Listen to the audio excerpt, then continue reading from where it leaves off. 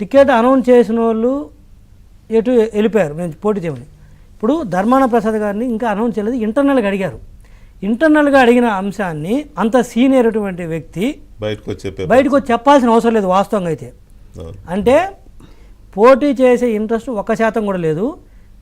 నేను బయట జనాలకి ఏం చెప్పకపోతే తన నెట్వర్క్ దింపుతాడు, దింపి పోటీ చేపితే నేను నాశనం అయిపోతాను, ముందే ఓపెన్ అయిపోయాడు. జస్ట్ జనాలు లేకన్నా పోతే నన్ను వదిలేస్తారు. అదే ఈ జనానికి అర్థమైపోయింది, ఈసారి మనం ఈ ధర్మాన్ గారు పోటీ చేయట్లేదని ఆయన నియోజకవర్గ ప్రజలకు కూడా అర్థమైపోద్ది. నీకు అక్కడ కాదు, అది కాదు పాయింట్. అక్కడ జనాల్లోకి వచ్చి నేను పోటీ చేయదలుచుకున్న ఇంట్రెస్ట్ నాకు లేదు, అయినా ముఖ్యమంత్రి గారు నన్ను అడుగుతున్నారంటే దాని అర్థం ఏంటంటే మళ్ళీ రెండోసారి ఆయన అడిగారు అనుకోండి పార్టీ, అబ్బాయి ఎంత స్థాయి దిగజారిపోయింది వైసీపీ అంటారు, వద్దన్నా కూడా అంటపడుతున్నారనే. అది అనకూడదు కాబట్టి ఇక ఆయన వదిలేస్తారు. అలా వదిలేయాలి కాబట్టి ఆయన బయటికి చెప్పుకున్నాడు ఈరోజు. అర్థమైంది మీకు?